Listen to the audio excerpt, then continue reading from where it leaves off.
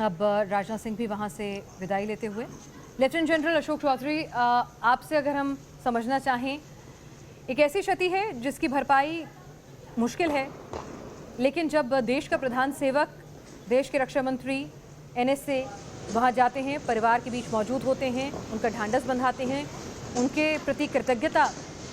प्रकट करते हैं, तो एक क्या संदेश जा रहा है पूरे देशवासियों के बीच में और देश की सेनाओं के बीच में?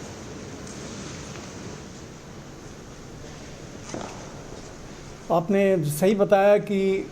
जब प्रधानमंत्री और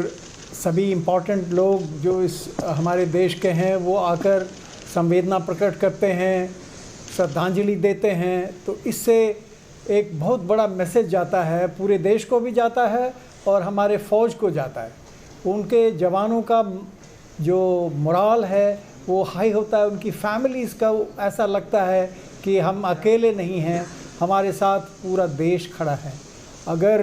प्रधानमंत्री खुद आकर के सांत्वना देते हैं फैमिली को और खुद आके श्रद्धांजलि देते हैं, जितने भी गणमान्य व्यक्ति हैं वो आते हैं, तो ये मैसेज एक पूरे आर्मी के लिए, नेवी के लिए, एयरफोर्स के लिए, उनकी फैमिलीज़ के लिए, सोल्जर्स के लिए, रिटायर्ड पर्सनल के लिए, सभी को एक मोरल बूस्टिंग फैक्टर है ये। इससे लोगों को हमेशा ऐसा लगता है कि ये देश आपके साथ खड़ा है और वो देश के लिए अपनी जान निछावर करने के लिए हमेशा तैयार रहते हैं।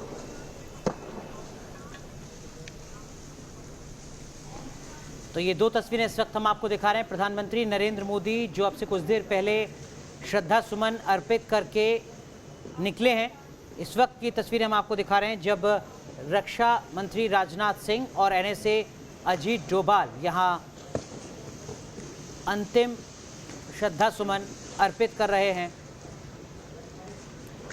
मेजर जनरल जीजी द्विवेदी भी हमारे साथ हैं। मेजर जनरल द्विवेदी, हम आपसे समझना चाहेंगे, एक सिविलियन के लिए, एक आम आदमी के लिए जब ये तस्वीरों को देखते हैं तो बहुत मुश्किल होता है समझना कि अगर हम अपनों को खो देते हैं तो हम बदहवास हो जाते हैं, अपनी भावनाओं पर काबू नहीं रख पाते हैं, हमें एक लंबा वक्त लगता है उससे उभरने के लिए। लेकिन यहाँ पर हम देख रहे हैं एक बेटी अपनी माँ का ढांढस बंधाती है, दो बेटियाँ जिन्होंने एक ही क्षण में अपने माता और पिता को खो दिया, वो सधे हुए कदमों के साथ आगे बढ़ती हैं, हाथों में हाथ डाले हुए, और